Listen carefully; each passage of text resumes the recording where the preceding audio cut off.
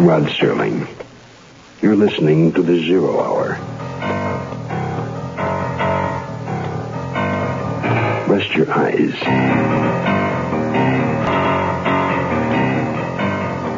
Exercise your imagination. Today, Glenn Hall Taylor's tragedy of murder in a theater. Violence takes a curtain call. Starring Shelley Berman. In the Mutual Broadcasting System presentation of The Zero Hour.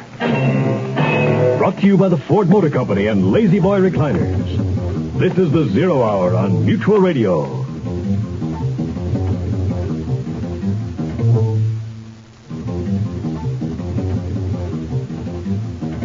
This is Hugh Downs with a Ford Car Buyers Report.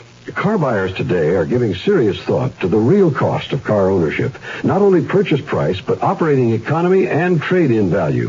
What about operating economy? Well, consider gas mileage. Lots of Ford LTD owners have discovered that adjusting how they drive results in surprisingly good gas mileage. And consider maintenance.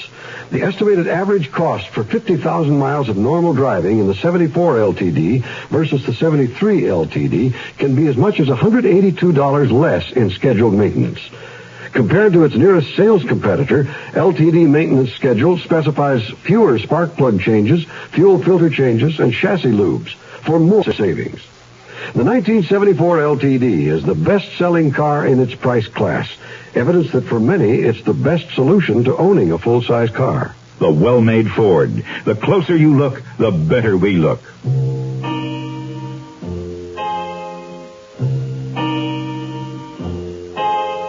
On the outskirts of a Middle Western metropolis lies a city dump.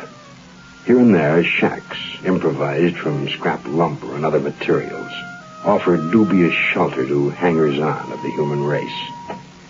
Today, as we watch, we see a gaunt, ragged man standing atop a rusting oil drum. With tar paper and strips of wood, he's repairing a hole in the roof of his dismal abode. And all the men and women merely players. They have their exits and their entrances. And one man in his time plays many parts, his acts being 7 ages. Hey, At you. first, the infant mewling and puking in the nurse's Hey, arms. you with the hammer. That's as you like it. Yeah? Who said I liked it? Obviously, you haven't attended the theater a great deal. No, but I got a great deal for you. That is, if you're interested. Deal, sir? You mean you wish to negotiate with me? Well, that's one way of putting it. You see this 10 spot? Truly a sight for these old eyes. Though at one time I was quite familiar with the engraved portraits of several famous Americans, at the moment, however, I'll gladly settle for Alexander Hamilton. What role am I to play in return for your beneficence? What do you mean, role? I am a thespian, sir. A professional actor. Barnaby Duke is the name. Oh, hiya, dude. Just call me Tony. The circumstances to which I am temporarily reduced is a sad commentary on the state of our country's dramatic arts. As for television, it is a most undiscerning medium. Would you believe, sir, that the only welcome extended to me was by one of its upstart David Belasco's, who expected me to perform in a role which would have been as demeaning as that of a busboy at the Last Supper. Hey, if you want to earn some bread. Sir, I am a true laborer. I earn that I eat, get that I wear, owe no man hate, envy no man's happiness, glad of other men's good. In short, I'm open to a deal. Okay, the deal is this. I give you the 10 spot now, so you'll keep your bright and shinies open for a skinny little dude about 5'6", weighing in at about 110 pounds. He's got a gimp in his left leg and a scar on his left cheek. Now, as soon as I'm sure you've spotted the right guy, I'll top this with a $50 bill. I accept. 5'6", 110 pounds, left leg lame, and a scar on the left cheek. Right on. I always was a quick study. Yeah, well, if you ask me, I think you're also nuts. I am but mad north-northwest. When the wind is southerly, I know a hawk from a handsaw. That's from Hamlet. Yeah, I'll take your word for it. Now, here's my phone number, and don't lose it. I'll expect to hear from you. Goodbye, sir. I appreciate your largesse. Hey, what do you mean large? My shorts are only 36s.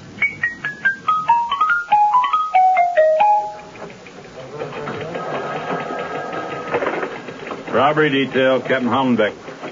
Yes, sir? Oh. When? Oh, he did, huh? Yes, sir. Yes, sir. Both Sergeant Diego and I are familiar with the case. We'll get right on it. Yes, sir. That was the state penitentiary. George Cook died about half an hour ago. Well, that blows our chance to find out where he stashed all that loot from the last job. Well, not necessarily. George's brother was with him when he tossed in the towel. Hardly means something. Gus Cook scrammed out of this town right after his brother was sent on. Yeah, 3 months ago. If Gus shows up here now, it may mean George tipped him off to the hiding place. Something tells me my home life's going to be shorted again until we track him down. This is a big city. Hi, this is Jim Baggins with news about why Lazy Boy is America's comfort favorite. It appeals to men because of rugged construction and He-Man comfort. Women love it because there are beautiful styles that match any decor, and there's an amazing choice of hundreds of colors and fabrics. A Lazy Boy lets you recline to any position, even full bed. Put a Lazy Boy in your living room and into your life. See your Lazy Boy dealer today. He's waiting. Run down there. Go. Yes, indeed. At Monroe, we named our load leveler stabilizing units accurately. Load leveler for the steel coil spring that carries a lot of weight, like towing, small cars with big car loads, or any car with front or rear end sag. Stabilizing unit for the heavy-duty Monroe shock, working with the coil spring to deliver a smooth, more stable ride. Monroe's load leveler stabilizing unit. We named it so you'd know what it does. Monroe automatic ride and roll between you and the road. I'm Lucille Maness, an unsuccessful big businesswoman, and I'd like to tell you a little bit about my unsuccessful business. Well, I was the co-founder of this women's book club, but we ran into a little trouble. We had all kinds of problems, so I called SCORE. That's the Service Corps of Retired Executives. They're retired executives who volunteer to help small businesses. I went over and discovered Lucille was in deep trouble. I made several simple business suggestions. I also strongly recommended the club seek incorporation with a well-established women's magazine until its membership increased sufficiently. Unfortunately, one of my associates really didn't like the idea of a man giving us advice, so she wrote herself a check with the remainder of what we had left in the treasury and took off. Well, Mr. Krause came back to help again. A man who knows how to solve problems likes to keep solving them. Volunteer for SCORE. SCORE is one part of action. Action is doing something. There is something you can do. Get into action.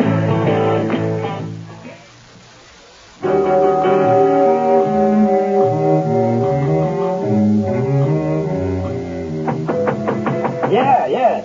It's me, Frankie. Tony. Hey, Tony. What's the latest? Yeah, well, I spread a few green ones among half a dozen bums who got pads around the city dump. Gave him a description of Cook's brother. Does Gus Cook look anything like his brother? Sort of. George was a big guy, but Gus is only a little over 5 feet. If you saw them together, though, you'd figure they could be brothers. That's how come my connection up in the slammer passed the word through the outside. George was dying, and when Gus paid him a visit up there, the little guy looked so much like George, the connection figured him for the brother. The connection heard George tell Gus the loot's buried at the city dump. The dump's a big place. That's why I want to tail Gus if he shows up there. If he snoops around and one of those bums reports him to us, he could lead us right to the payoff. Sounds good. I'll get it. Hello? This is Barnaby Duke calling. Just a second. It's some guy who talks like he's holding out his pinky. Says he's some kind of a duke. Hey, Barnaby Duke. Good. Give me the phone. Hello, Duke. This is Tony. While strolling about my domain this afternoon, I was certain I spotted your man. He strolled about a bit, kicking here and kicking there, then left. Well, where did he spend most of his time? I would say within 50 feet or so of my modest abode. Thanks, old-timer. I'll check him out later. If it's the dude I'm looking for, I owe you 50. The city enjoyed delightful weather today with clear sunny skies and a high of 73. Tonight will also be clear with a predicted low of 58. Barkeep, draw me a flagon of your finest amber brew. By the looks of those threads you're wearing, you must expect someone to pay for it. Who? A valid question, but unnecessary. This, sir, is United States currency, recently tendered me for services rendered. It will more than suffice, I'm sure. Today he died. This picture, taken at the time of Cook's trial, shows him entering the courthouse with his police escort and his brother Gus. Gus Cook That's was not an under old indictment. picture. Wait, fella. Never mind. It's nothing. Barkeep, don't draw the beer until I return. I have a most important telephone message to transmit. Negate his testimony. State penitentiary authorities reveal Gus Cook had visited his brother shortly before.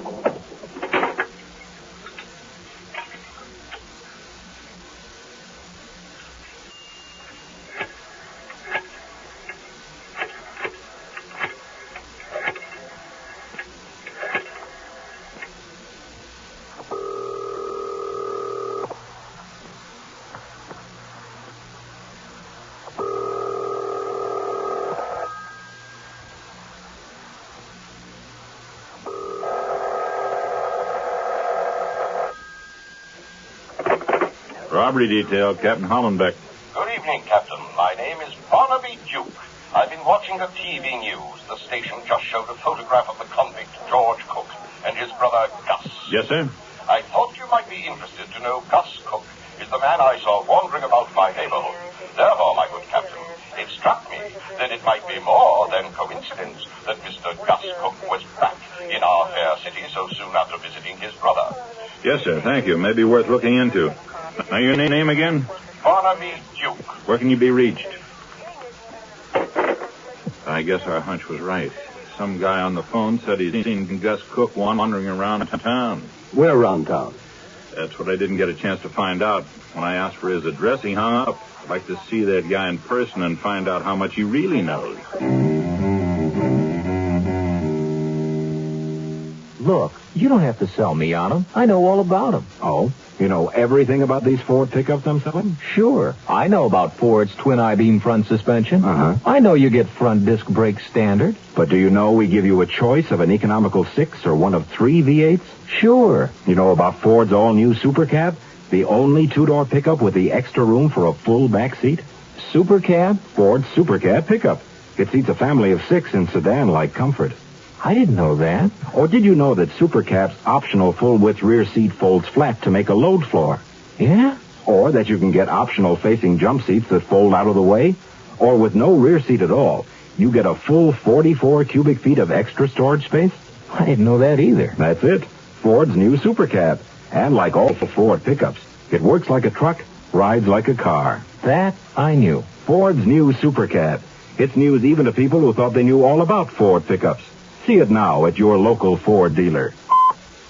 VISTA means Volunteers in Service to America. I started out as a business major in college. I graduated as a business major.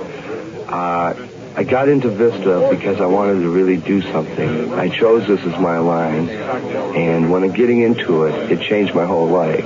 I went through cultural shock. I found out what types of people really need the help and what's really happening in our country in the back areas. There is so much to be done, but I could say that if a person anywhere has an interest in doing something, there are programs for them. VISTA is one viable means, but there's so many ways of really getting involved with people. VISTA gave me my first start to work with the problems happening in this country and to really get down to earth and work with the people that need it. Volunteer for VISTA. VISTA is one part of action. Action is doing something. There is something you can do. Get into action.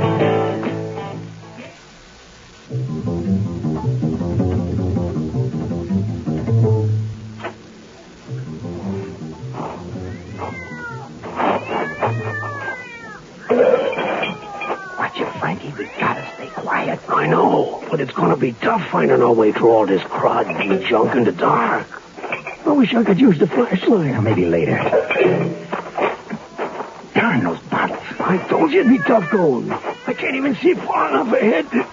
Oh.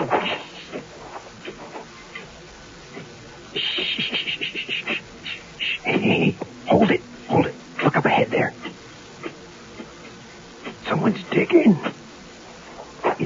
Gus.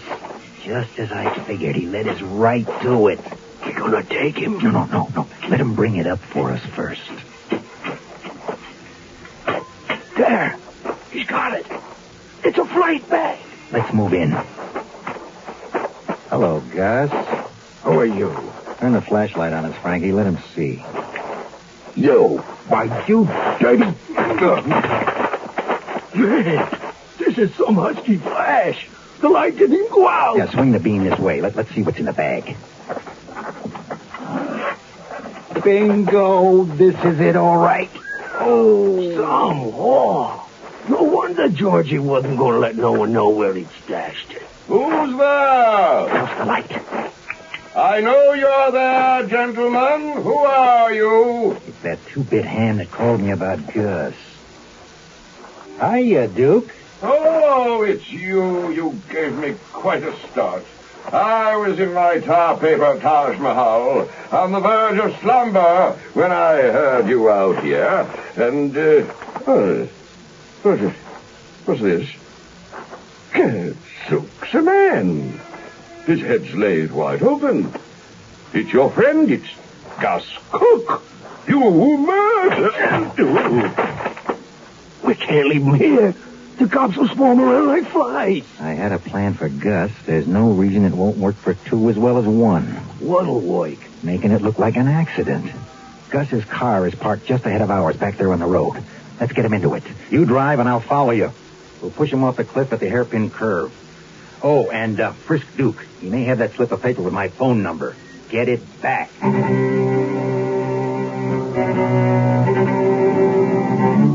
Why do I gotta go so fast, Greg? Because we want to get there before the old guy dies. The highway patrol says the driver of the car's already dead, Gus. And this other guy had some old theatrical clippings in his pocket. His name's Barnaby Duke. That's the guy that called about Gus. He was brought in last night. I didn't think he'd make it. But he's a stubborn old mule. You can talk with him, but please don't make it too long. Thanks, Doc. Mr. Duke, how'd you happen to be riding in a car with Gus Cook? It was most certainly not of my choosing. The last thing I remember was looking down at his body and talking to two men. One of them was the man who'd given me the $10 bill to let him know if Mr. Cook showed up. The other man conked me with a flashlight, I think. Did you recognize the other man? No. Between the flashlight in my eyes and the darkness, it was like standing in a spotlight in a darkened auditorium. Oh, to hear the applause and to smell the grease paint once more. Ouch. It still hurts. Tell me, do you still have that piece of paper the fella called Tony gave you? You know, the one with the phone number on it? No, I'm afraid not. You don't remember it, do you? Gadzooks, man, my head even hurts when I try to remember who I am. Okay. For now, we're going to keep you in this private room until you're well enough to make it on your own. We're going to let the killers believe you're as dead as Gus Cook. If they think the witnesses are out of the way, they might get careless. I hope you feel better, and thanks for helping. Yeah, thanks, Mr. Duke. The niceties of a private room.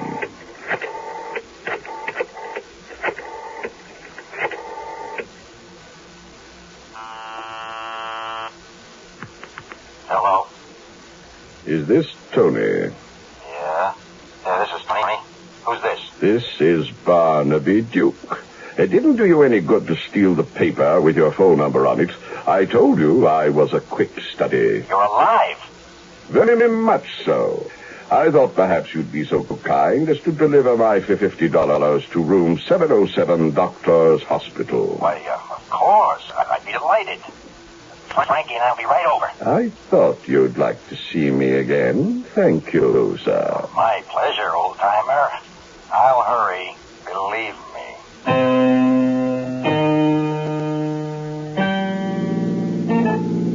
Don't drive any faster. All we have to do to blow this chance is to get picked up for a traffic violation. Don't worry.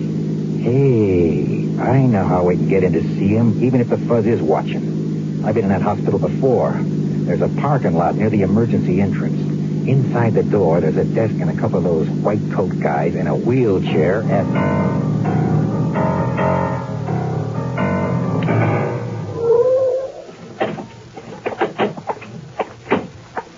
two of them in there. Get your gun out. You take one, I'll take the other. Okay. Up with him, you bug. Hey, what's going on? What is this? Shut up. Get in that storage closet and get those uniforms off.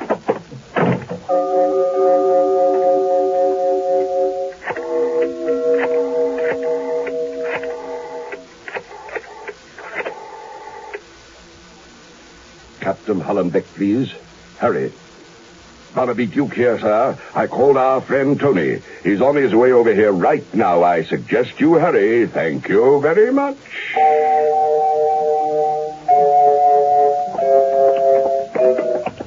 Where are you two Vaderns going with that wheelchair? It's an emergency. There he is. Hey, let's get out of here.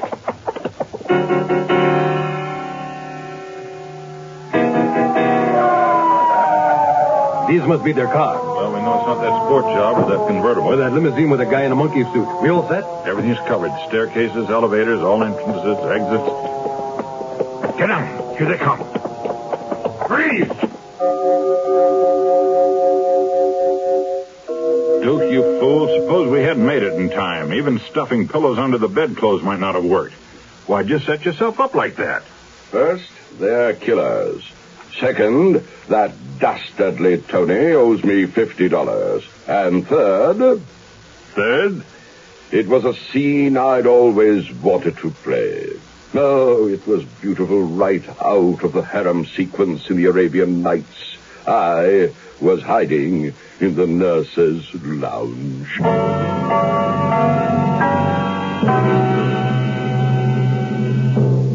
Dear Aunt Rose and Uncle Jack, the Kodak X15 color outfit was a perfect surprise, and we thank you. Mark loaded the camera and took these pictures of me and my daughter. My daughter. The Kodak Instamatic X15 color outfit. An X15 camera for flash without batteries, magic cube, and color film.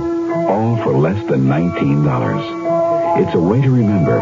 They'll never forget. And I hope you enjoy the snapshots as much as we enjoy the camera. Love, Cindy. Hi, I'm Jim Backus with news about an exciting sale taking place at your Lazy Boy dealers today. You may now put a famous Lazy Boy reclining chair into your living room at unbelievable savings. The ultimate in beauty and comfort can be yours in the style of your choice to match your favorite decor. Don't just sit, relax, and recline sumptuously in a Lazy Boy. Your choice of quality colors and fabrics. See your Lazy Boy dealer today. Do that. Hurry up. He's waiting. Yes, he is. I'm Rod Serling. Close your eyes. Exercise your imagination. And join us again on our next presentation of The 0 Hour.